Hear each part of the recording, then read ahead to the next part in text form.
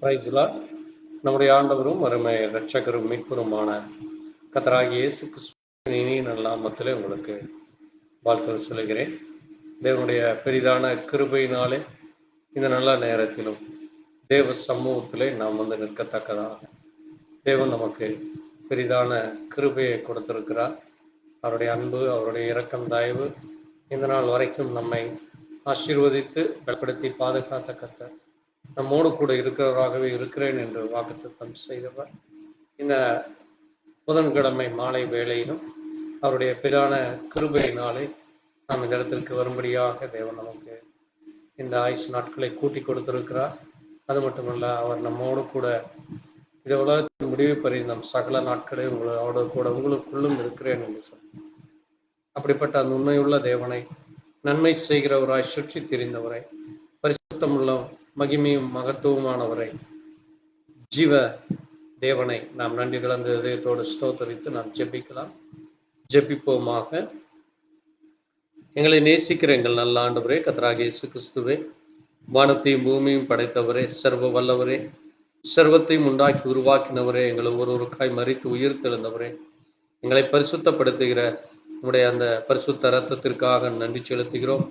உங்களுடைய இரத்தத்திலே ஆண்டவரே ஜீவன் உண்டு, அந்த இரத்தத்திலே மீட்புண்டு, அந்த இரத்தத்திலே பாவ மன்னிப்புண்டு. கர்த்தாவே, பாவிகளான எங்கள் மேல் இரக்கம் பாராட்டி உங்களுடைய இரத்தத்தினாலே எங்களை கழுவி ஆண்டவரே உங்களுடைய சமூகத்தின் முன்பாக நாங்கள் ஒரு பரிசுத்தம் உள்ளவர்களாக, உம்மாலை தெரிந்து கொள்ளப்பட்டவர்களாக, உம்மாலை முன்குறிக்கப்பட்டவர்களாக, உம்மாலை பிரித்தெடுக்கப்பட்டவர்களாக, உம்மாலே ஆண்டவரே கர்த்தாவே இந்த பூமியிலே சாட்சியாய் இருக்கத்தக்கதாக, உமக்கென்று நாங்கள் கனி கொடுக்கத்தக்கதாக தேவன் எங்களுக்கு ஜீவ தண்ணீரை கொடுத்திருக்கிறீர், ஜீவத்திலேயே கொடுத்திருக்கிறீரப்பா.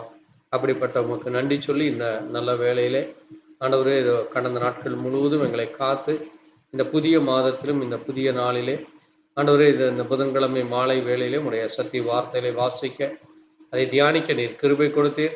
கடந்த 3 மாதங்கள் எங்கள் ஒவ்வொருவரையும் கனிமணி போல பாதுகாத்து இந்த 4வது மாதத்திலும் இந்த 3ஆம் நாள் புதன்கிழமை மதிய வேளையிலே தேவ இரக்கம், தேவ தயவு நீர் எங்களுக்கு கொடுப்பதற்காக நன்றி செலுத்துகிறோம். இந்த நேரத்திலும் ஆண்டவரே உடைய சத்திய வார்த்தைகளை வாசித்து தியானிக்கிற அந்த வார்த்தையின் மூலமாய் தேவன் ஆண்டவரே எங்களோடு கூட பேசும். நீரே வார்த்தையாய் இருக்கிறீர். உடைய பிள்ளைகளுக்கு நீரே வெளிப்பாட்டை, உடைய பிள்ளைகளுக்கு ஆண்டவரே அதனுடைய மகத்துவங்களை தெரிவிக்கிற தேவனாய் இருக்கிறீர்.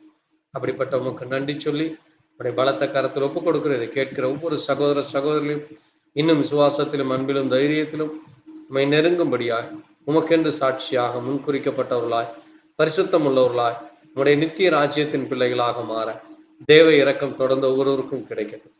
நீரே மகிமைப்படும். உடைய நாம் ஒன்று மாத்திரம் மகிமைப்படட்டும். எல்லாவற்றையும் இயேசு கிறிஸ்து என்னுடைய பரிசுத்த நாமத்திலே ஆமென். கர்த்தர் தாமே மகிமைப்படுவாராக. தேவநாம மகிமைக்காக நாம் ஒரு பாடலை பாடி கர்த்தரை மகிமைப்படுத்துவோம்.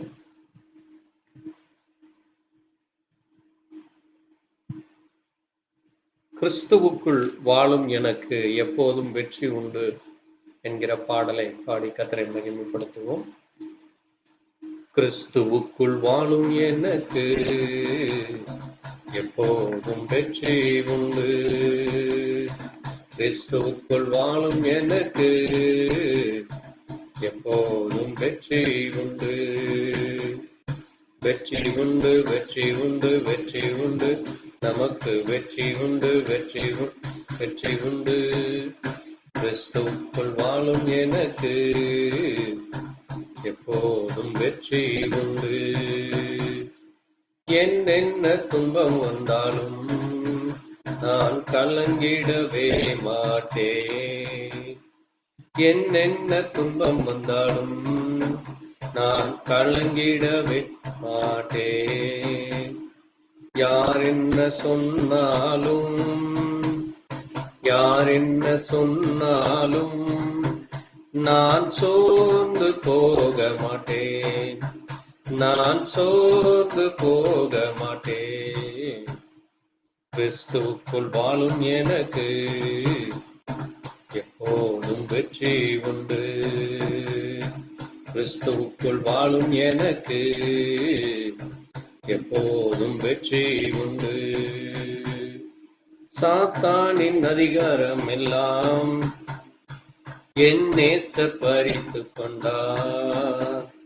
சாத்தானின் அதிகாரம் எல்லாம் என் நேசர் பறித்து கொண்டார். சிலுவையில் அறைந்து விட்டார். சிலுவையில் அறைந்து விட்டார். இயேசு காலாலே மிதித்து விட்டார். இயேசு காலாலே மிதித்து விட்டார். கிறிஸ்துவுக்குள் வாழும் எனக்கு போதும் வெற்றி உண்டு. கிறிஸ்துவுக்குள் வாழும் எனக்கு எப்போதும் வெற்றி உண்டு. பாவங்கள் போக்கிவிட்டார். சாபங்கள் நீக்கிவிட்டார். பாவங்கள் போக்கிவிட்டார். சாபங்கள் நீக்கிவிட்டார். இயேசுவின் தழும்புகளா, இயேசுவின் தழும்புகளா, சுகமானேன் சுகமானே, நான் சுகமானேன் சுகமானே. கிறிஸ்துவுக்குள் வாழும் எனக்கு எப்போதும் வெற்றி உண்டு. கிறிஸ்துவுக்குள் வாழும் எனக்கு எப்போதும் வெற்றி உண்டு. மேகங்கள் நடுவினிலே என் நேசர் வரப்போகிறார். மேகங்கள் நடுவினிலே என் நேசர் வரப்போகிறார். கரம் பிடித்து அழைத்து செல்வார். கரம் பிடித்து அழைத்து செல்வார். இயேசு கண்ணீரெல்லாம் துடைப்பார். இயேசு கண்ணீரெல்லாம் துடைப்பார். கிறிஸ்துவுக்குள் வாழும் எனக்கு எப்போதும் வெற்றி உண்டு. கிறிஸ்துவுக்குள் வாழும் எனக்கு எப்போதும் வெற்றி உண்டு. வெற்றி உண்டு, வெற்றி உண்டு, வெற்றி உண்டு, நமக்கு வெற்றி, வெற்றி உண்டு, வெற்றி உண்டு. கிறிஸ்துவுக்குள் வாழும் எனக்கு எப்போதும் வெற்றி உண்டு. கிறிஸ்துவுக்குள் வாழும் எனக்கு எப்போதும் வெற்றி உண்டு. ஹல்லேலூயா. ஆமென். கர்த்தர் தாமே மகிமைப்படுவாராக. கர்த்தருடைய நாமத்திற்கு மகிமை உண்டாக்கும்படியாக இந்த நேரத்திலே நாம் சத்திய வேதத்திலிருந்து ஒரு வார்த்தைகளை வாசித்து தேவ நாம மகிமைப்படும்படியாக அந்த காரியத்தை குறித்து நாம் இன்றைக்கு தியானிக்கலாம். மத்தேயு எழுதின சுவிசேஷம் மத்தேயு 25ஆம் அதிகாரம் 1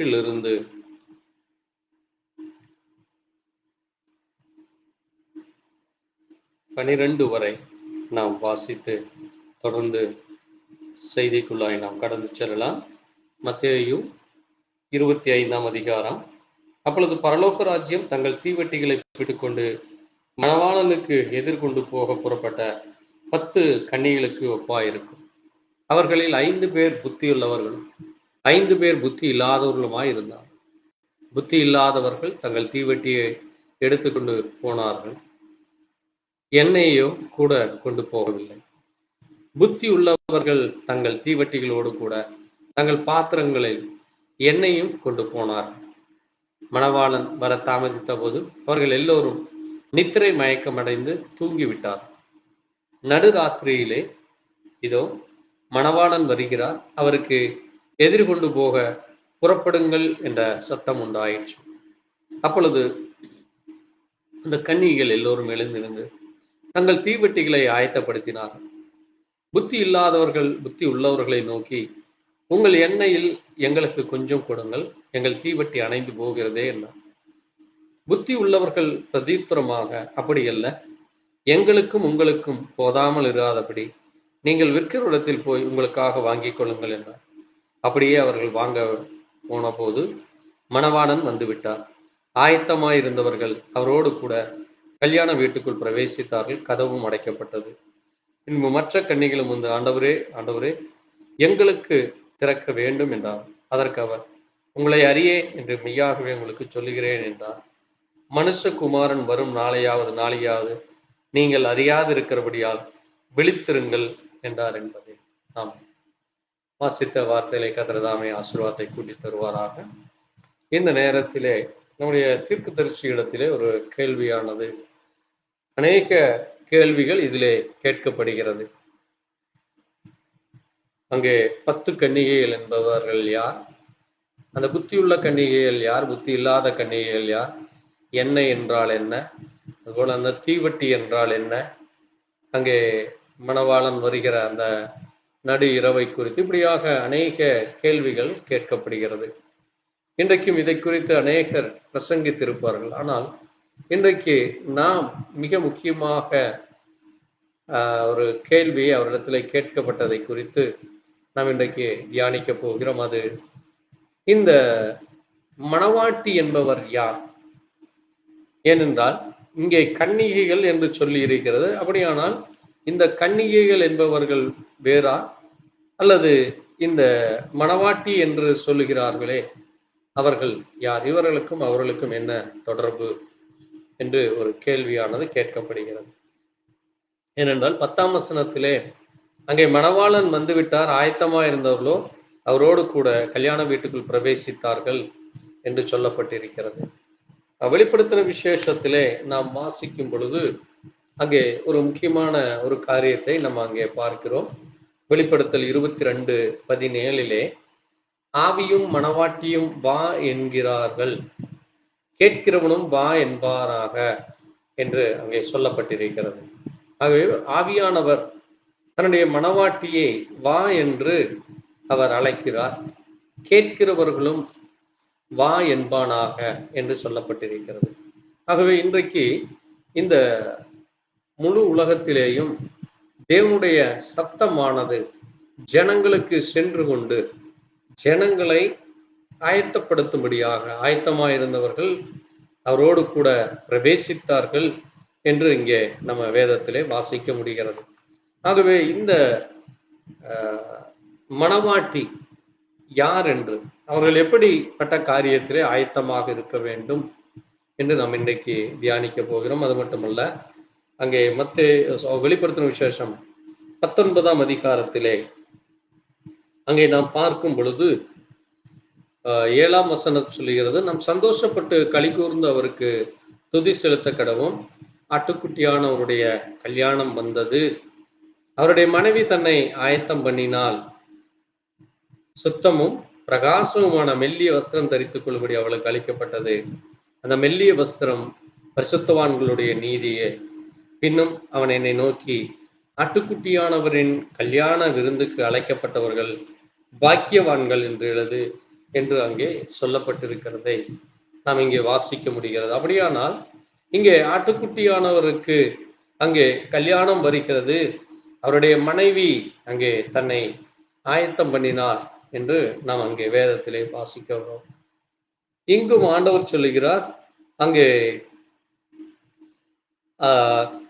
அவரோடு கூட கல்யாண வீட்டிற்குள் பிரவேசித்தார்கள் என்று ஆண்டவராகிய இயேசு கிறிஸ்துவும் மணவாளன் வந்து அவரோடு கூட அந்த ஆயத்தமாய் இருந்தவர்கள் அந்த கல்யாண வீட்டிற்குள் பிரவேசித்தார்கள் என்று சொல்லப்பட்டிருக்கிறது. இன்றைக்கு அநேக உபதேசங்கள் இதை குறித்து, அநேக காரியங்கள் இதை குறித்து பேசப்பட்டிருக்கிறது. ஆனால் நம்முடைய தீர்க்கதரிசி இந்த புத்தி உள்ளவர்களையும் புத்தி இல்லாதவர்களையும், இந்த மணவாட்டி யார் என்று நமக்கு தன்னுடைய செய்தியின் மூலமாக மிக தெளிவான முறையிலே, வேத அடிப்படையிலே, அது வேதத்தை சார்ந்தும், அது மட்டுமல்ல எப்படிப்பட்ட ஒரு மணவாட்டி தேவன் ஆயத்தப்படுத்தி இருக்கிறார், அந்த மணவாட்டியினுடைய அடையாளம் என்ன, அந்த மணவாட்டி எப்படி தன்னை ஆயத்தப்படுத்தினாள் என்று அவர் சொல்லி இருக்கிறதை நாம் இன்றைக்கு தியானிக்க போகிறோம். ஏனென்றால் இங்கே நம்ம பார்க்கும் பொழுது 5ஆம் வசனத்திலே மணவாளன் வர தாமதித்த பொழுது அவர்கள் எல்லோரும் நித்திரை மயக்கமடைந்து தூங்கிவிட்டார்கள் என்று சொல்லப்பட்டிருக்கிறது. நமக்கு நன்றாக தெரியும், வேதத்திலே அங்கே யூதர்களுடைய அவர்களுடைய நாட்காட்டியிலே அங்கே பகல் 4 ஜாமமாகவும் பிறகு இரவு 4 ஜாமமாக பிரிக்கப்பட்டிருக்கிறதே. ஒவ்வொரு 3 மணி நேரத்திற்கும் ஒரு முதல் ஜாமம், 2ஆம் ஜாமம், 3ஆம் ஜாமம், 4ஆம் ஜாமம் என்று அங்கே இரவிலும், அதே போல பகலிலே காலை 6 மணி முதல் அங்கே சாயங்காலம் 6 மணி வரை அங்கே அதுவும் தொடர்ச்சியாக இப்படியாக மொத்தம் 4 ஜாமமாக மொத்தம் 8 ஜாமங்கள் 24 மணி நேரத்தை 8 பிரிவுகளாக பிரித்திருக்கிறார்கள். இங்கே நம்ம பார்க்கும் பொழுது இந்த மணவாளன் என்ன செய்கிறாராமாம், இங்கே பரலோகத்திற்கு செல்லும்படியாக இவர்கள் அனைவரும் தேவன் இருக்கிற அந்த பரலோகம் செல்ல வேண்டும் என்கிற அந்த ஒரே எண்ணத்திலே இருக்கிறவர்களாக இருக்கிறார்கள். அது மட்டுமல்ல, இவர்கள் அங்கே மணவாளனுக்கு எதிர்கொண்டு போக, நம் அனைவருக்கும் தெரியும் நம்முடைய மணவாளன் அவர் இயேசு கிறிஸ்துவாக இருக்கிறார். ஆகவே இயேசு கிறிஸ்துவை யார் விசுவாசிக்கிறார்களோ, யாரெல்லாம் அவரை தன்னுடைய சொந்த இரட்சகராக, அவரே எனக்கு மணவாளன், அவரே என்னுடைய தேவன், அவரே என்னை ரட்சிக்க வந்தவர், என்னை மீட்டவர், எனக்காக மரித்து உயிர் தெழுந்தவர், என்னுடைய ஜெபத்தை கேட்கிறவர், என் ஜெபத்திற்கு பதிலளிக்கிறவர், எனக்குள்ளாக இருக்கிற அந்த தேவன் என்று யார் அறிக்கையிடுகிறார்களோ அவர்கள் தேவனுடைய பிள்ளைகள் என்கிற அந்த அடையாளத்திற்குள்ளாக வருகிறார்கள். அது மட்டுமல்ல, அந்த அடையாளம் உடையவர்கள் அங்கே தேவனுடைய நாமத்தை அங்கே ஞானஸ்நானத்தின் மூலமாக அங்கே தேவன் தன்னுடைய சீஷர்களுக்கு, இயேசு கிறிஸ்து இந்த பூமியிலே இருந்த பொழுது தன்னுடைய சீஷர்களுக்கு அவர்கள், நீங்கள் புறப்பட்டு சகல சாதிகளையும் சீஷராக்கி நீங்கள் ஞானஸ்நானம் கொடுங்கள் பிதா குமாரன் பரிசுத்தாவிலே என்று சொல்லுகிறார். நமக்கு தெரியும் பிதா யார் என்று, கர்த்தரே பிதா, தேவனே பிதா என்றும். அந்த தேவன், அந்த கர்த்தர், அவர் இந்த பூமியிலே மனிதனாக வந்த பொழுது, நம்மை மீட்க வந்த பொழுது, நமக்காக தேவனுடைய சொந்த இரத்தத்தை சிந்த அவர் இந்த பூமியிலே மனிதனாக உருவாறி மனிதன் என்கிற அந்த சரீரத்திலே அவர் இந்த பூமியில வந்த பொழுது அவருக்கு கொடுக்கப்பட்ட பெயர் இயேசு. ஆகவே நாம் அவரை கர்த்தர் இயேசு என்றும், இன்றைக்கு நமக்குள்ளாக பரிசுத்தாவியாக இருப்பதால் கிறிஸ்துவின் ஆவி இல்லாதவன் அவருடையவன் அல்ல என்று பவுல் சொல்வனமாக நம் கிறிஸ்துவை பரிசுத்தாவியை உடையவர்களாக இருக்கிறோம். ஆகவே கர்த்தராகிய இயேசு கிறிஸ்து என்பது பிதா குமாரன் பரிசுத்தாவியினுடைய பெயருடைய அந்த டைட்டிலுடைய முழு பெயராக இருக்கிறது. ஆகவேதான் நாம் அன்றைக்கு சீஷர்களும் அப்போஸ்தலர்களும் அங்கே கர்த்தர் நாமத்திலே, கர்த்தராகிய இயேசு கிறிஸ்துவின் நாமத்திலே ஞானஸ்நானம் கொடுத்தார்கள் என்று அப்போஸ்தலர் நடபடிகள் முழுவதுமாக அங்கே பவுலும் அதை கொடுக்கிறார், பேதுருவும் அதை கொடுக்கிறார். பிரஜாதிகளுக்கு முதலாவது பேதுரு தான் அதை தொடங்கி வைக்கிறார். யூதர்களுக்கும் அன்றைக்கு இருந்த சமாரியர்கள், மற்ற அன்றைக்கு இருந்த எல்லா அங்கே தேவனை விசுவாசித்த அப்போஸ்தலர் 2ஆம் அதிகாரத்திலே காணப்பட்ட அந்த 3000 பேருக்கும் அங்கே அப்போஸ்தலர் 2ஆம் அதிகாரம் 38 நாம் வாசிக்கிற வண்ணமாக அவர்கள் அனைவரும் அங்கே நாங்கள் என்ன செய்ய வேண்டும் என்று பேதுருவிடத்திலே கேட்கும் பொழுது, பேதுரு அவர்களை நோக்கி அவர்கள் இருதயத்திலே குத்தப்பட்டவர்களாக பேதுருவையும் மற்ற அப்போஸ்தலரையும் பார்த்து, சகோதரரை நாங்கள் என்ன செய்ய வேண்டும் என்று கேட்கும் பொழுது பேதுரு அவர்களை நோக்கி, நீங்கள் மனம் திரும்புங்கள், நீங்கள் உங்களுடைய தேவனையே நீங்கள் கொன்று போட்டீர்கள், ஜீவ மார்க்கத்தை எனக்கு தெரியப்படுத்தினீர். அது மட்டுமல்ல, சிலுவையில் அறைந்த இந்த இயேசுதான் அவர் தேவனாக இருக்கிறார், அவர் ஆண்டவராக இருக்கிறார், அவர் கிறிஸ்துவாக இருக்கிறார் என்று இஸ்ரவேல் குடும்பத்தார் யாவரும் நிச்சயமாக அறிந்து கொள்ள வேண்டும். ஏனென்றால் வானத்தையும் பூமியும் படைத்த தேவன் அவர் இந்த பூமியிலே மனிதனாக, கிறிஸ்துவாக, ஆண்டவராக அவர் இந்த பூமியிலே வந்தார். அதனாலதான் அவரை நாம் தேவன் என்றும், அவரை கிறிஸ்து என்றும், அவரை ஆண்டவர் என்றும், அவரை இரட்சகர் என்று நாம் அழைக்கிறோம்.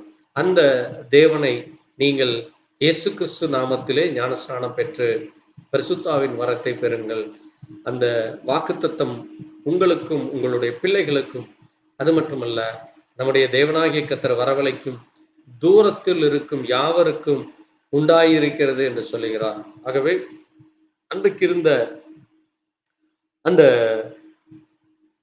நாம் அங்கே 9ஆம் வசனத்திலே பார்க்கும் பொழுது பார்த்தரும் மேதரும் எலாமீத்தரும் மெசபதோமியா யூதேயா கப்பதேகியா பெந்து ஆசியா பிரிகியா பமிலியா எகிப்து மற்றும் சிரேனே லிபியா ரோமபுரி யூதர் யூத மார்க்கத்தர் கிரேக்கத்தர் அரபியர் இப்படிப்பட்ட ஜனங்கள் அங்கே கூடியிருக்கிறார்.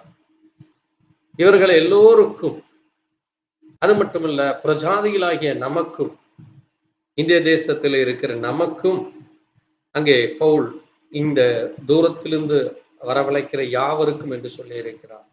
ஆகவே தேவனுடைய வார்த்தையானது இன்றைக்கு நமக்கு இந்த 2000 ஆண்டுகளாக இயேசு கிறிஸ்துவை குறித்தும் இயேசு கிறிஸ்துவனுடைய மரணத்தை குறித்தும் அவர் இந்த பூமியிலே வந்த நோக்கம் என்ன, அவர் எதற்காக இந்த பூமியிலே வந்தார், இந்த பூமியை அவர்கள் என்ன செய்ய போகிறார், இனி வரும் நாட்களில் என்ன நடக்கும் என்று இந்த வேதத்திலே சொல்லப்பட்டதை இந்த 2000 ஆண்டுகளாக நாம் சுவிசேஷமாக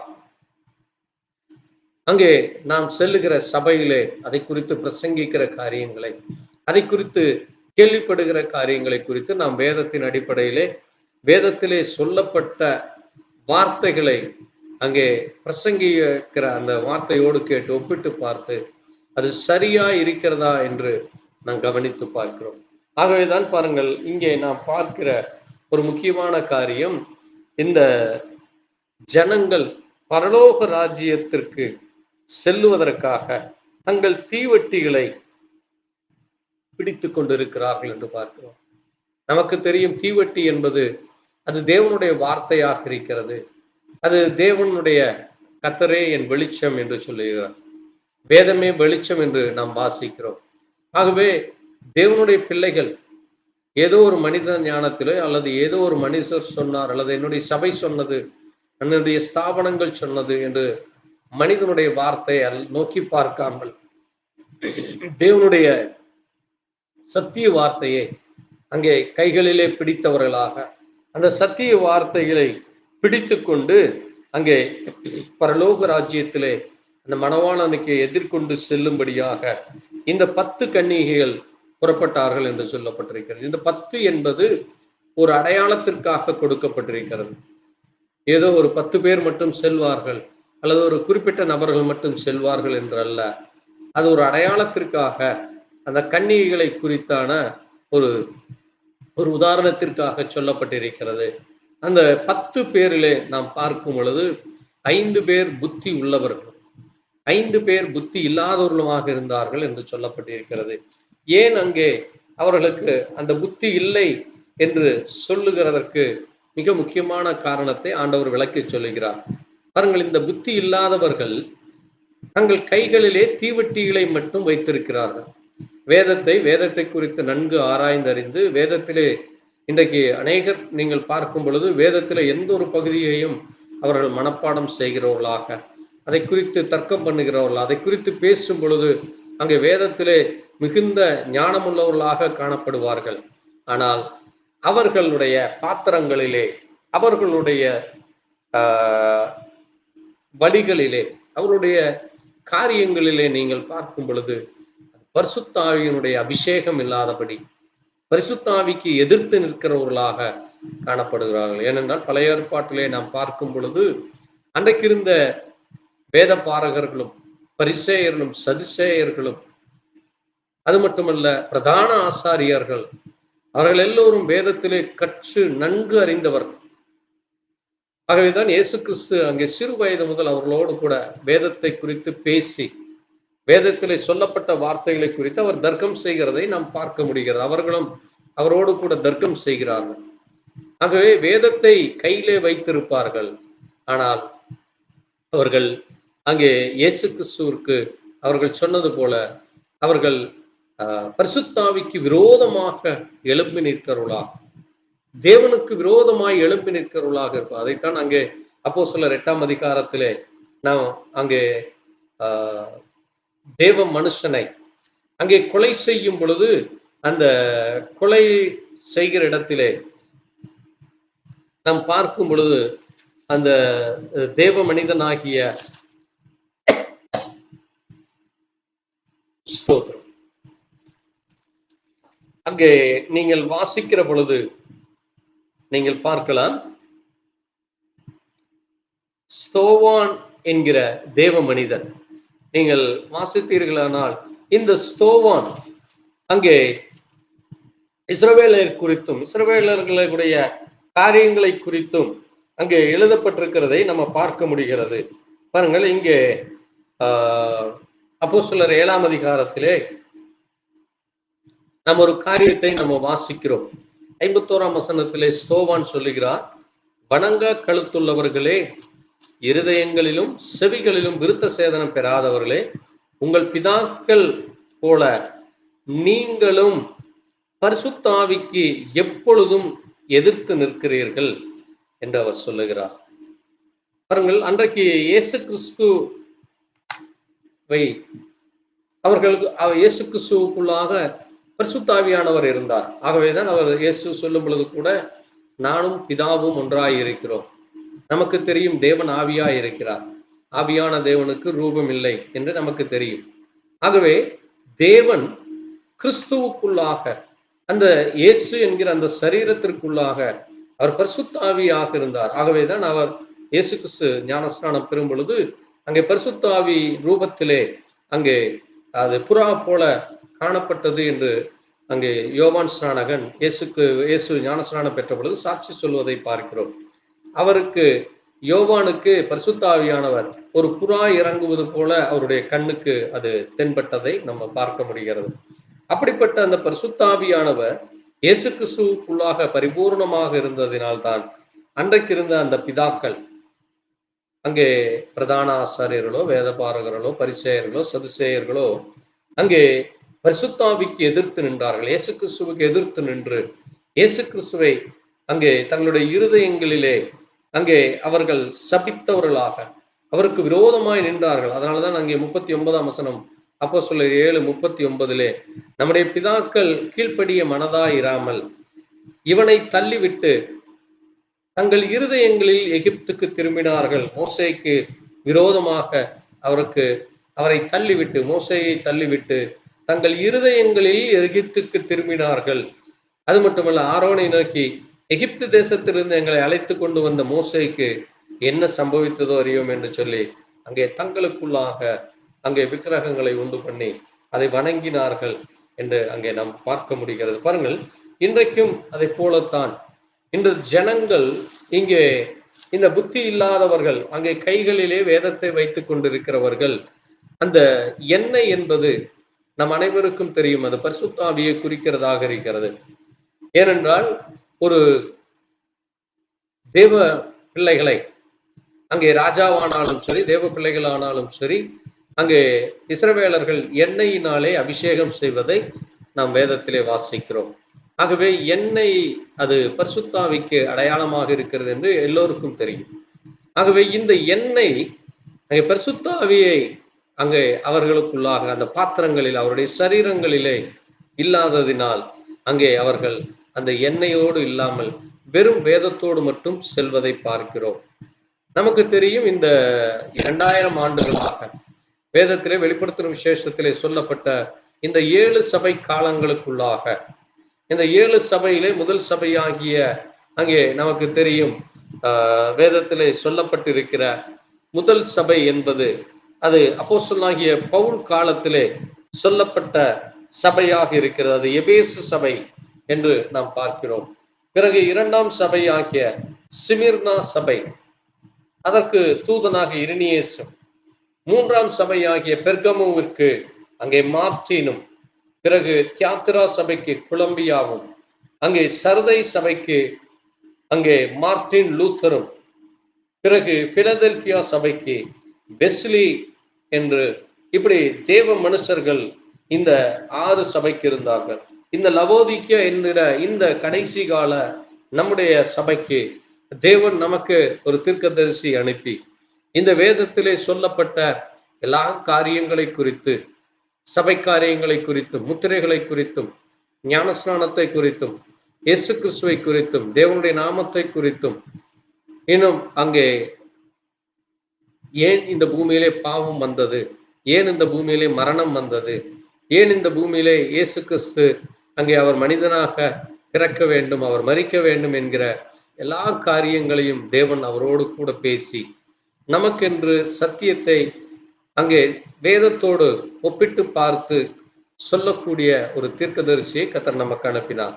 பாருங்க, ஆகவேதான் அந்த தேவ மனுஷன் இந்த காரியத்தை குறித்து பேசும் பொழுது இங்கே சொல்லுகிறார், மணவாளன் வர தாமதித்த பொழுது அவர்கள் எல்லோரும் நித்திரை மயக்கமடைந்து தூங்கிவிட்டார்கள் என்று அங்கே நாம் பார்க்க முடிகிறது.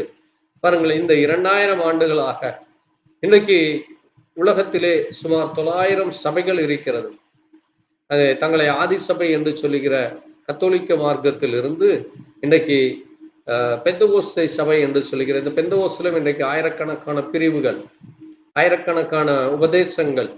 அது மட்டுமல்ல, இன்றைக்கு இருக்கிற லுத்தரன் சபைகளும் சரி, மெதடிஸ்ட் சபை, அதுபோல பிலதெல்பியா சபை, பிரதரன் சபை, இப்படி அநேக சபைகள் தங்களுக்கென்று ஒரு உபதேசத்தை, தங்களுக்கென்று ஒரு கொள்கைகளை, கோட்பாடுகளை உண்டு பண்ணி அங்கே பரிசுத்த ஆவியானவர் கிரியை செய்யாதபடி, அங்கே தேவனுடைய வார்த்தையின்படி இல்லாதபடி, அங்கே வேத அறிவை பெற்றவர்களாக, வேத கல்லூரியில படித்து வேதத்தை குறித்து கற்று தேர்ந்தவர்களாக, அன்றைக்கு எப்படி அங்கே பரிசேயரும் சதுசேயரும் வேத பாரகரும் அங்கே வேதத்தை கற்று நன்கு அறிந்தார்களோ, ஆனால் அவர்களுக்குள்ளாக பரிசுத்தாவி இல்லாமல் பரிசுத்தாவிக்கு எதிர்த்து நின்றது போல இவர்களும் இருக்கிறார்கள். ஆகவேதான் அவர்கள் அங்கே அந்த 5 என்பது அது ஸ்தாபனத்திலே இருக்கிற தேவ பிள்ளைகளை குறித்து சொல்லப்பட்டிருக்கிறதாக இருக்கு. இன்றைக்கு அவர்கள் அங்கே பரிசுத்தாவி இல்லாமலும், அது மட்டுமல்ல, அவர்கள்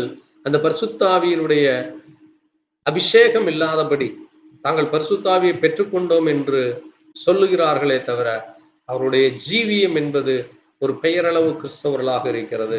அது உண்மையான தேவனுடைய வார்த்தையின்படி எப்படி அன்றைக்கு அங்கே தேவனுடைய பிள்ளைகள் பிரித்தெடுக்கப்பட்டு அங்கே தானியேலை பார்க்கும் பொழுது அங்கே தானியேல் தேவ சமூகத்திலே தன்னை முழுவதுமாக ஒப்பு கொடுத்து 3 வேளையும் ஜெபித்து ஒரு பரிசுத்தம் உள்ள ஒரு தேவ மனுஷனாக அன்றைக்கு இருந்த இஸ்ரவேல் ஜனங்கள் அங்கே பாபிலோனில் அடிமைப்பட்ட பொழுது அந்த இடத்திலே அங்க தானியேல் ஒரு சாட்சியாக நின்றார்.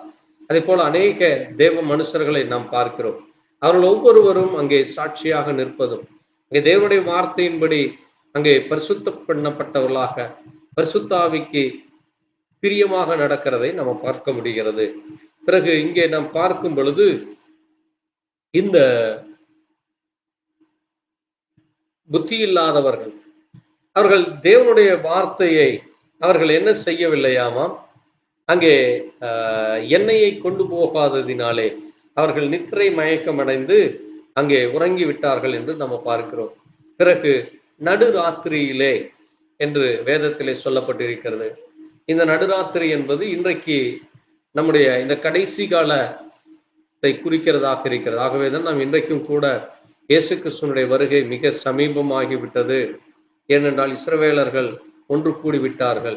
உலகம் முழுவதும் கடந்த 70 ஆண்டுகளாக உலகெங்கும் சிதறி கிடந்த அந்த தேவ பிள்ளைகள் அங்கே இன்றைக்கு இஸ்ரவேல் என்கிற ஒரு தனி தேசம் உண்டாக்கப்பட்டு இன்றைக்கு அவர்கள் யூதர்களும் அங்க இருக்கிற மற்ற அந்த 12 கோத்திரத்தை சார்ந்தவர்கள் இன்றைக்கு தங்களை ஆயத்தப்படுத்தி கொண்டிருக்கிறார்கள்.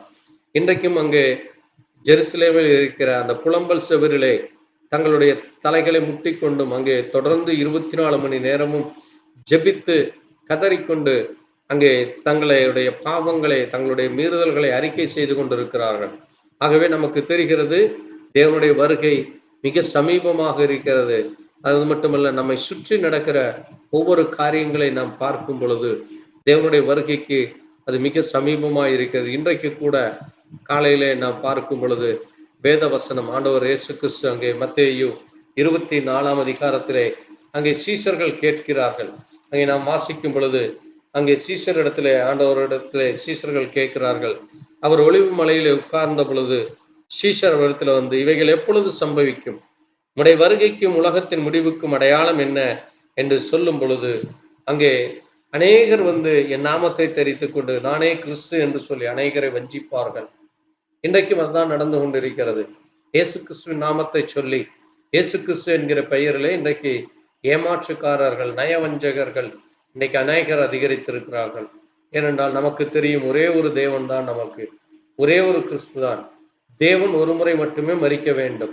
ஏனென்றால் ஒரு முறை மரிப்பதும் பின்பு அங்கே நியாய தீர்ப்பு அடைவதும் மனுஷனுக்கு நியமிக்கப்பட்டிருக்கிறது என்று வேதத்திலே சொல்லப்பட்டிருக்கிறது. ஆகவே இயேசு கிறிஸ்து இந்த பூமிக்கு அவர் மனிதனாக இயேசு என்கிற அந்த சரீரத்தில் ஒரே ஒரு முறைதான் வருவார். அதற்கு பிறகு தன்னை இயேசு என்றோ கிறிஸ்து என்றோ யார் சொல்லுகிறார்களோ அவர்கள் கள்ள தீர்க்கதரிசிகளாக, கள்ள கிறிஸ்துக்களாக, கள்ள அபிஷேகம் பெற்ற பிசாசினாலே வஞ்சிக்கப்பட்ட ஒரு கொடிய வஞ்சகர்களாக இருக்கிறார்கள். ஆகவேதான் ஆண்டவர் சொல்லுகிறார், உங்களை ஒருவனும் வஞ்சியாதபடி நீங்கள் எச்சரிக்கையாயிருங்கள் என்று. ஆகவே இவர்தான் கிறிஸ்து, இவர்தான் தேவன் என்று எந்த ஒரு மனுஷனும் யார் அவரை குறித்து பேசுகிறார்களோ அவர்கள் அனைவரும் கள்ள கிறிஸ்துக்கள். ஆகவே தேவனுடைய பிள்ளைகளாகிய நாம் அதில் மிக எச்சரிக்கையாக இருக்க வேண்டும்.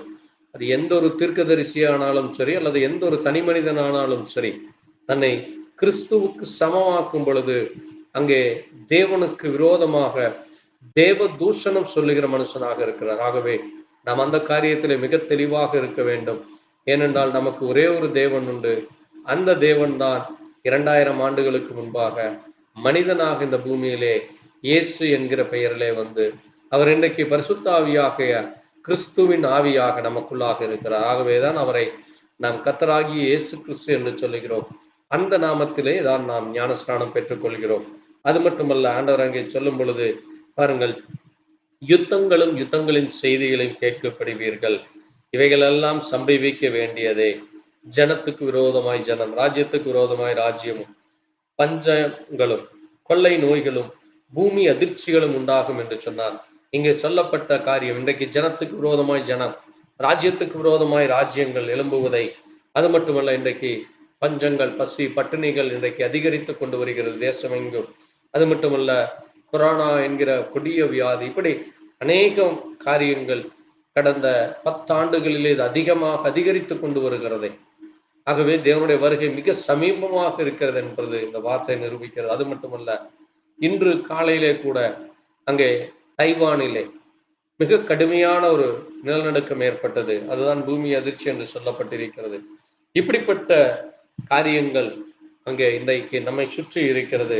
என் நாமத்திலே நீங்கள் சகல ஜனங்களாலும் பகைக்கப்படுவீர்கள் என்று ஆண்டவர் சொல்லுகிறார். ஆகவேதான் இன்றைக்கு கிறிஸ்தவ மார்க்கமானது இயேசு கிறிஸ்துவை குறித்து சொல்லும் பொழுது அநேகர் அல்ல, இன்றைக்கு எல்லா இடங்களிலேயும் தேவ பிள்ளைகள் நெருக்கப்படுகிறார். தேவனுடைய பிள்ளைகள் என்றாலே அவர்களுக்கு ஒரு கசப்பு கலந்த மாத்திரையை குடிப்பது போல அவர்கள் நினைத்துக் கொள்கிறார். ஏதோ இந்த தேசத்திற்கு விரோதமாக, இந்த உலகத்திற்கு விரோதமானவர்கள் என்று அங்கே அவர்களை தனிமைப்படுத்தப்படுவதும், அவர்களுக்கு விரோதமாக பேசுவதும், அவர்களை நசுக்கப்படுகிற காரியங்கள் இன்றைக்கு உலகத்திலே காணப்பட்டு கொண்டிருக்கிறது.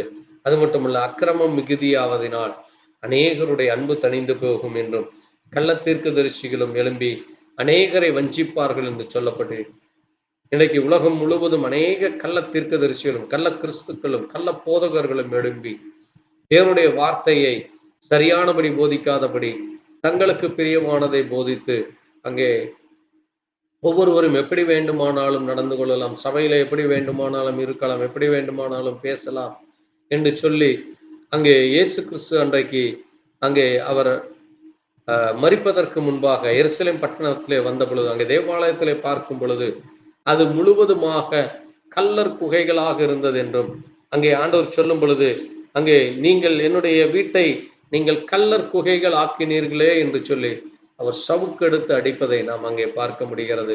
பாருங்கள், அது மட்டுமல்ல, அந்த மாயராகிய வேதபாரகரே, பரிசேயரே, உங்களுக்கு ஐயோ, வெள்ளையடிக்கப்பட்ட கல்லறைக்கு ஒப்பாய் இருக்கிறீர்கள். புறம்பே அலங்காரம் காணப்படுகிறது, உள்ளேயோ மரித்தவர்களின் எலும்புகளினாலும் சகல அசுத்தங்களிலும் நிறைந்து இருக்கிறது என்று சொன்ன வண்ணமாக இன்றைக்கும் இப்படிப்பட்ட அருவருப்புகள், அசுத்தங்கள் அங்கே எல்லா சபைகளிலும் காணப்படுகிறதை நாம் பார்க்கிறோம். அது மட்டுமல்ல, நீங்கள் மனுஷருக்கு நீதிமான்கள் என்று புறம்பே காணப்படுகிறீர்கள், உள்ளத்திலோ மாயத்தினாலும் அக்கிரமத்தினாலும் நிறைந்திருக்கிறீர்கள். தீர்க்கதரிசிகளுடைய கல்லறைகளை கட்டி நீதிமான்களின் சமாதிகளை சிங்காரித்து எங்கள் பிதாக்களின் நாட்களில் இருந்தோமானால் அவர்களோடு நாங்களும் தீர்க்கதரிசியின் இரத்தப்படுத்தலுக்கு உடன்பட்டு இருக்க மாட்டோம் என்று சொல்லுகிறார்கள். ஆகவே பாருங்கள், இந்த 2000 ஆண்டுகளாக இன்றைக்கு உலகம் முழுவதும் தேவனுடைய பிள்ளைகள் என்று சொல்பவர்களை அடித்துக் கொண்டிருக்கிறார். இன்றைக்கு கிறிஸ்தவ மார்க்கத்துக்குள்ளாகவே அங்கே பிரிவினைகளை ஏற்பட்டு ஒருவருக்கொருவர் அடித்துக் கொள்வதும் ஒருவருக்கொருவர் காட்டிக் கொடுப்பதும், அங்கே சிறு சிறு அங்கே கொள்கைகள் கோட்பாடுகளில் வித்தியாசத்தினாலே அங்கே அவர்களை கொலை செய்கிற காரியங்கள் நமக்கு தெரியும். ஹிட்லர் காலத்திலேயும் பிறகு அந்த இருண்ட காலம் என்று சொல்லப்படுகிற அந்த 1500 ஆண்டுகள் அங்கே ரோமன் கேத்தலிக் சபை எத்தனையோ கோடிக்கணக்கான கிறிஸ்தவர்களை, புராட்டஸ்டண்டுகளையும் அங்கே மற்ற தேவ பிள்ளைகளையும் கொன்றதை இன்றைக்கு சரித்திரம் சொல்லிக் கொண்டிருக்கிறது. ஆகவே பாருங்கள், தேவனுடைய பிள்ளைகளை இன்றைக்கும் அவர்கள் கொன்று தீர்க்கதரிசிகளை கொலை செய்திருக்கிறார்கள் என்று ஆண்டவர் சொல்லுகிறார்.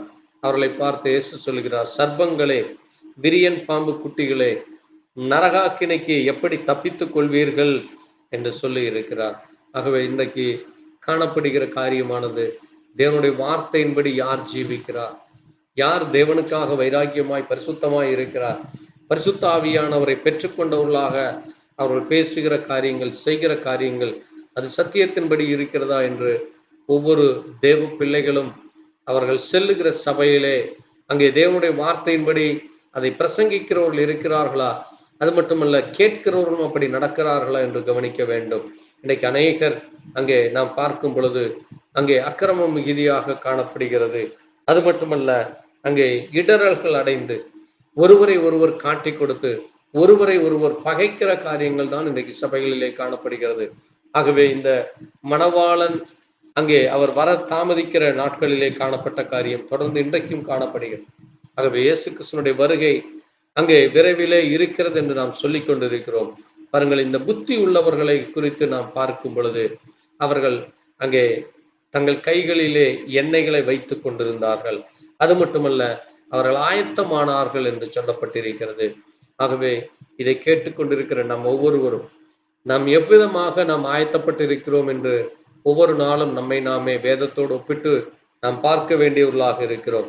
அது மட்டுமல்ல, அங்கே பாருங்கள், அங்கே ஆண்டவர் சொல்லும் பொழுது அங்கே அவர்கள் இந்த மற்ற கன்னியர்கள் இந்த கன்னியரிடத்திலே வந்து எங்களுக்கும் கொஞ்சம் தா என்று கேட்கிறதை பார்க்கிறோம். இன்றைக்கு தேவனுடைய வாசனம், தேவனுடைய வார்த்தைகள் இன்றைக்கு உலகம் முழுவதும் இந்த சோசியல் மீடியாவிலே அநேகருக்கு சென்று கொண்டிருக்கிறது. ஆகவேதான் பாருங்கள், அங்கே தேவனுடைய வார்த்தையை நாம் பிரசங்கிப்பதை அங்கே சில காரியங்களை மட்டும் அவர்கள் ஏற்றுக்கொண்டு சில காரியங்களை தள்ளி விடுவதும், அங்கே ஞானஸ்நானத்தை குறித்தோ அல்லது ஒரே தேவனை குறித்தோ அல்லது நம்முடைய தீர்க்கதரிசியை குறித்தோ ஏற்றுக்கொள்ளாதபடி தங்களுடைய இருதயத்தை கடினப்படுத்தி கொண்டு எப்படி அன்றைக்கு அங்கே தங்களுக்கு மோசே உண்டு என்றும் தங்களுக்கு ஒரு நியாயப்பிரமாணம் உண்டு என்று சொல்லி கொண்டு, ஆனால் நியாயப்பிரமாணத்துக்கு விரோதமான காரியங்களை அன்றைக்கு இருந்த இஸ்ரவேலர்கள் செய்தார்களோ அதை போலத்தான் இன்றைக்கும் அங்கே தேவனுடைய பிள்ளைகளுக்கு விரோதமாக செய்யப்படுகிற காரியங்களை நாம் பார்க்க முடிகிறது. பாருங்கள், இங்கே ஆண்டவர் சொல்லும் பொழுது, மனுஷகுமாரன் வரும் நாளையாவது நீங்கள் அறியாதிருக்கிறபடியால் விழித்திருங்கள் என்று சொல்லப்பட்டிருக்கிறது. ஆகவே தேவனுடைய பிள்ளைகளாகிய நாம் ஒவ்வொரு நாளும் விழிப்புடனே இருக்க வேண்டும். ஏனென்றால் பாருங்கள், அங்கே மணவாளன் வந்து விட்டால், ஒரு கால் தேவனுடைய வருகை என்று காணப்படுமானால் அவருக்கென்று யாரெல்லாம் ஆயத்தமா இருக்கிற அவர்கள் சென்று விடுவார்கள். அந்த கல்யாண வீடும் அந்த கதவும் அடைக்கப்பட்டு விடும். ஆகவே அங்கே புத்தி இல்லாத இந்த கன்னிகைகள் அங்கே ஆண்டவரை நோக்கி, ஆண்டவரே எங்களுக்கும் திறக்க வேண்டும் என்று அவர்கள் கெஞ்சுவதை, அவர்களும் அங்கே தேவனிடத்தில் கேட்பதை நாம் பார்க்க முடிகிறது. ஆனால் அவர் சொல்லுகிற காரியம், நான் உங்களை அறியேன் என்று சொல்லுகிறார். ஆகவேதான் பாருங்கள், இங்கேயும் கூட நாம் வாசிக்கும் பொழுது ஆண்டவராகிய இயேசு கிறிஸ்து இங்கே நாம் ஒரு காரியத்தை நாம் வேதத்திலே வாசிக்கிற பொழுது அவர் சொல்லுகிற ஒரு முக்கியமான ஒரு காரியத்தை நாம் இங்கே பார்க்க முடிகிறது. பாருங்கள், மத்தேயு எழுதின சுவிசேஷகத்திலே இயேசு கிறிஸ்து சொல்லும் பொழுது, மத்தேயு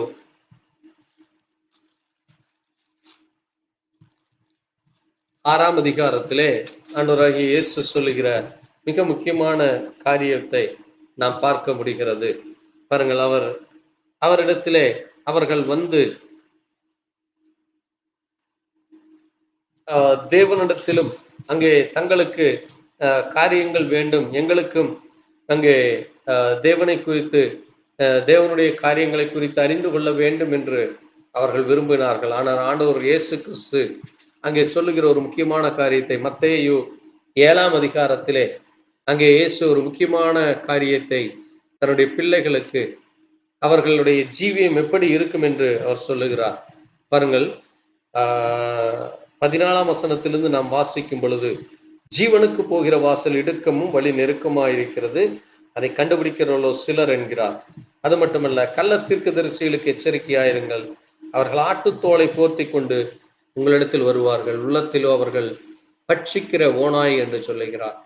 ஆகவே இன்றைக்கும் அநேகர் அங்கே இயேசு கிறிஸ்து நாமத்தை சொல்லியும் அல்லது எங்கள் சபை சரியான சபை என்று சொல்லி அவர்கள் ஒரு ஓநாயாக ஆற்றுத்தோலை போர்த்தி கொண்டு வருகிறதை தேவ பிள்ளைகளாகிய நாம் மிக கவனமாக அதை நாம் கவனிக்க வேண்டும். ஏனென்றால் இங்கே வேதத்திலே ஆண்டவர் சொல்லுகிறார், அவர்களுடைய கனிகளினாலே அவர்களை அறிய வேண்டும்.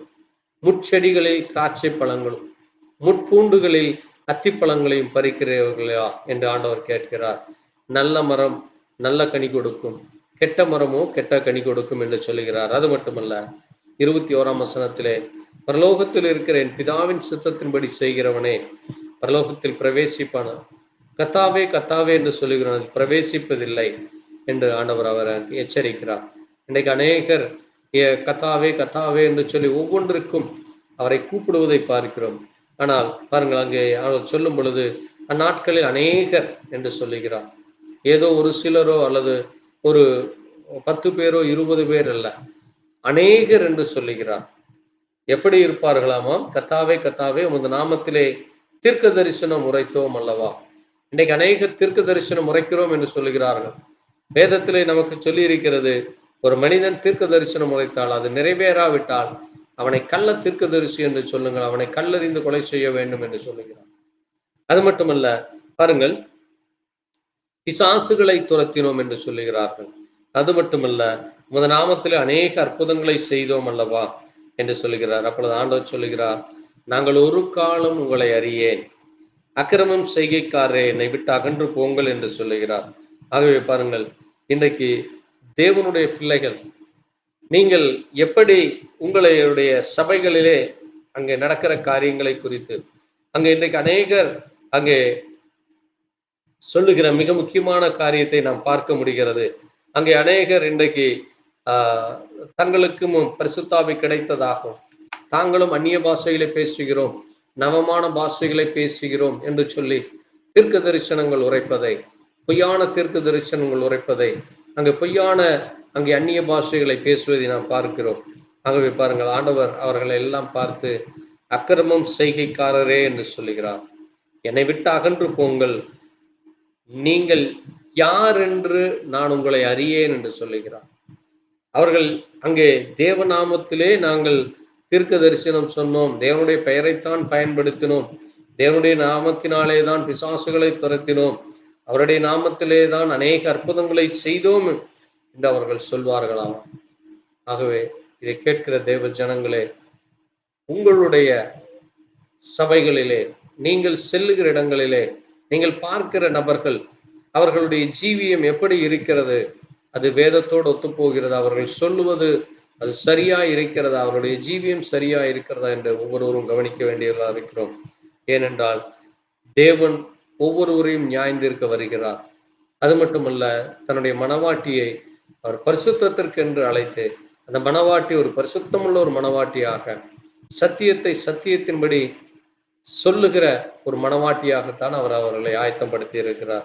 ஆகவேதான் பாருங்கள், ஆண்டவர் சொல்லுகிறது, பாருங்கள், அங்கே நல்ல மரம் நல்ல கனி கொடுக்கும் என்று சொல்லியிருக்கிறார். ஆகவே தேவனுடைய பிள்ளைகளாகிய நாம் அங்கே முதலாவது தேவனுடைய ராஜ்யத்தையும் நீதியையும் தேட வேண்டும். நீதி என்பது பரிசுத்தவான்களுக்கு கொடுக்கப்பட்ட, அது பரிசுத்தாவினுடைய அடையாளமாக இருக்கிறது. ஆகவேதான் அந்த 9 கனிகள் அங்கே நாம் கலாத்தியர் 5:22 வாசிக்கிற அந்த கனிகள் நமக்குள்ளாக காணப்பட வேண்டும். பரிசுத்தாவினுடைய நிறைவிலே நாம் ஜீவிக்க வேண்டும். நாம் பரிசுத்த ஆவியானவர் ஒவ்வொரு நாளும் நமக்கு அவர் முத்திரையிட்டு நம்மை வழிநடத்துகிறார், நம்மை பாதுகாக்கிறார், நம்மோடு கூட இருக்கிறார் என்ற உணர்வோடு ஜீவிக்க வேண்டியவர்களாக இருக்கிறோம். ஆகவே இந்த கன்னிகைகள், அங்கே மணவாட்டிகள், அவர்கள் எப்படி அங்கே இயேசு கிறிஸ்துவோடு கூட அந்த திருமணத்திற்கு பங்கு பெற்றார்கள் என்று நாம் கவனித்தோம்.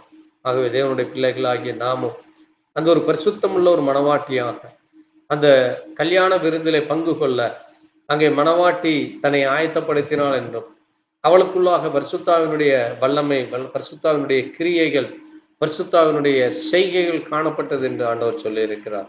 ஆகவே தேவனுடைய பிள்ளைகளாகிய நாம் தேவனுக்கென்று கனி கொடுக்கிறவர்களாக, பரிசுத்தமுள்ளவர்களாக வளர கர்த்தர் நம்மை இன்னும் ஆயத்தப்படுத்த கர்த்தருடைய கரத்தில் ஒப்பு கொடுத்து, தேவன் நம்மை முன் குறித்ததற்காக ஒரு பரிசுத்தமுள்ள மணவாட்டியாக அவருடைய இரத்தத்திலே கழுவப்பட்டு பரிசுத்தாவினுடைய ஐக்கியம், பரிசுத்தாவியானவர் நமக்குள்ளாக இருப்பதற்காக அவருக்கு நன்றி சொல்லி நாம் கர்த்தரை கனப்படுத்துவோம். நாம் ஜெபிக்கலாம்.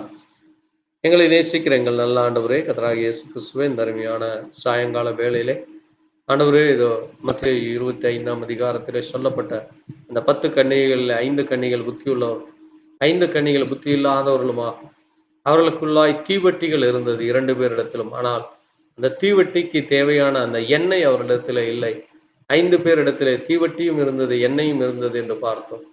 ஆனால் 5 பேரிடத்திலே தீவட்டி மட்டும் இருந்தது, எண்ணெய் இல்லையாக இருக்கதால் அவர்கள் உறங்கி போய் அங்கே நித்திரை மயக்கம் அடைந்து அங்கே எண்ணெய் இல்லாதபடி அவர்கள் கைவிடப்பட்டவர்களாக காணப்பட்டார்கள் என்று சொல்லப்பட்டிருக்கிறது.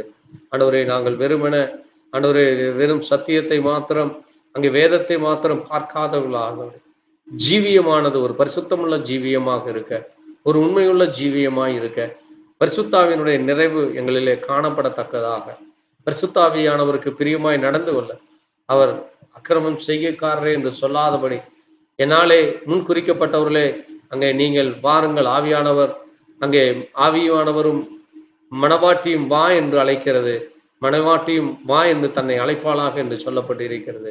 ஆகவே நாங்கள் அங்கே அழைக்கத்தக்கதாக, நாங்கள் உமோடு கூட பிரவேசிக்கத்தக்கதாக தேவன் எங்களை நீர் ஆயத்தப்படுத்தி கொண்டிருப்பதற்காக ஸ்தோத்திரிக்கிறோம். இதை கேட்கிற ஒவ்வொருவரும் தங்களுக்குள்ளாக ஒரு விஷயம் கூட நிதானித்து பரிசுத்த ஆவியானவரை ஆண்டவரே அங்கீகரிக்கப்பட, பரிசுத்த ஆவியானுடைய நிறைவு காணப்பட, இயேசு கிறிஸ்து நாமத்திலே ஞானஸ்நானம் பெற்றுக்கொண்டு தேவனுடைய பிள்ளைகளாக மாற, சபை கொள்கைகள் கோட்பாடுகளுக்கு என்று தங்களை கட்டி போடாதபடி வேத வசனத்தின்படி பரிசுத்தமுள்ள ஒரு ஜீவியம் ஜீவிக்க கர்த்தர் ஒவ்வொரு மேல இரக்கம் பார். தொடர்ந்து உடைய கரம் வழி நடத்தட்டும். உங்களுக்கு சித்தமானால் நாளை மறுநாள் வெள்ளிக்கிழமை நடக்கிற விசேஷித்த ஜெபத்திலும் ஞாயிற்றுக்கிழமை ஆராதனை நாங்கள் பங்கு கொள்ள எங்களை ஆயத்தப்படும். தொடர்ந்து ஒவ்வொரு நாளும் நடக்கிற ஜெபத்திலும் வேண்டுதல் விண்ணப்பத்திலும் உடைய கரம் எங்களை வழி நடத்தும். மீதியான வேலை முழுவதும் உடைய கரம் எங்களோடு கூட இருந்து உடைய வருகைக்கென்று எங்களை ஆயத்தப்படுத்த வேண்டுமா இயேசு கிறிஸ்துவினுடைய பரிசுத்த நாமத்திலே ஆம். என் ஆத்மாவே கர்த்தரை ஸ்தோத்திரி, முழு உள்ளமே பரிசுத்த நாமத்தை ஸ்தோத்திரி. என் ஆத்மாவே கர்த்தரை ஸ்தோத்திரி, கர்த்தர் செய்த சகல உபகாரங்களும் மறவாதே. ஆமென். அல்லேலூயா. கர்த்தருக்கு ஸ்தோத்திரம் உண்டாவதாக. கர்த்தர் தாமே உங்களை ஒவ்வொருவரையும் ஆசீர்வதிப்பாராக. இயேசு கிறிஸ்து நாமத்திலே உங்களுக்கு மறுபடியும் வாழ்த்து சொல்கிறேன். Amen. God bless you. Thank you Jesus. Amen. ஸ்தோத்திரம் ஆண்டவரே. ஸ்தோத்திரிக்கிறோம், ஸ்தோத்திரிக்கிறோம், ஸ்தோத்திரிக்கிறோம், ஸ்தோத்திரிக்கிறோம்.